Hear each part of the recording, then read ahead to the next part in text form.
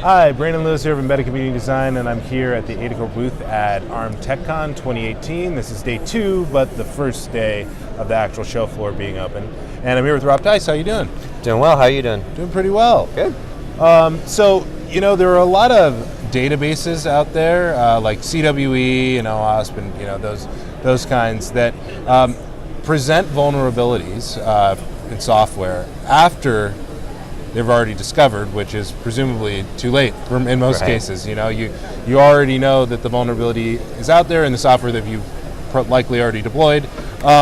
So I've been doing a lot of research lately, and one of the things I stumbled upon was Cert, and Cert gives you practices and a scoring metric to help you, while you're develop secure code.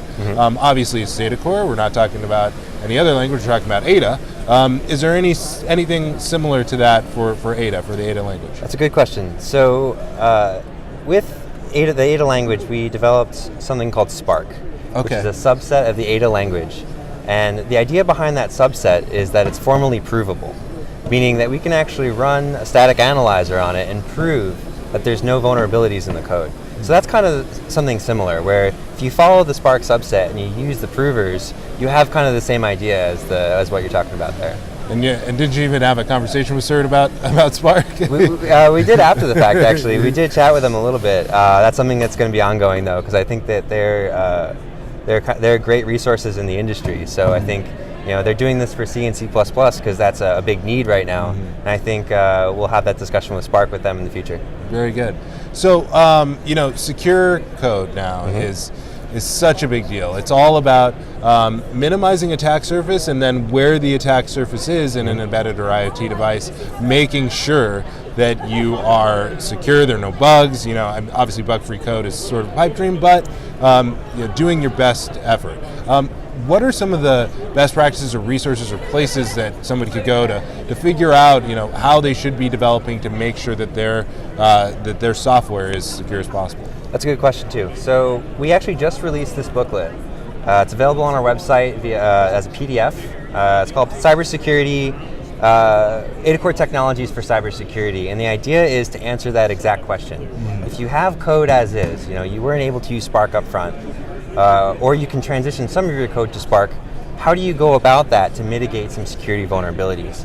And this kind of goes through some specific vulnerabilities you can potentially mitigate, and as well as what is mitigated by the Ada language already, what you can detect with CodePeer, our static analysis tool, and what you can detect and mitigate with Spark. And all that has a CWE referencing in the back. So you can kind of say, okay, this CWE, this common weakness enumeration maps to buffer overflows, and I can mitigate that with Ada because of this reason. Very so this powerful. is a good resource for anyone who's looking at that. Very powerful. You also have a way for people to test out their upcoming Ada chops. Their Ada chops, either if they're existing or if they're just learning. Maybe they can apply some of the things they learned in the AdaCore Technologies for Cybersecurity. What is that? It's a contest, isn't it? Yes. So we have a contest going on every year. This is our third version of it, called Make with Ada. And as you can tell by the title, let's make stuff with Ada. Yeah. It started yesterday.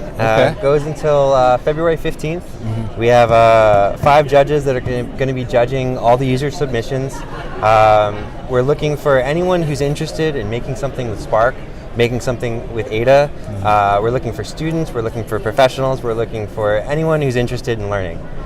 We have a couple new resources for people to learn. They can, of course, go to makewithada.org.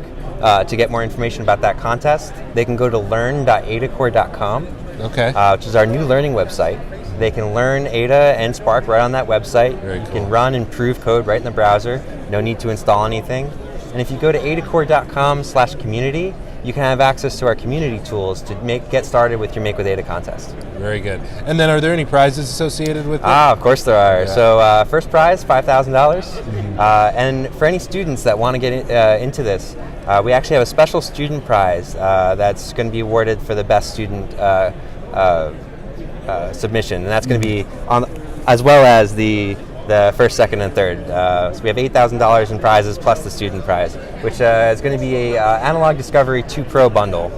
It's kind of a little logic analyzer type little thing. So it's quite neat. I want one. Me too.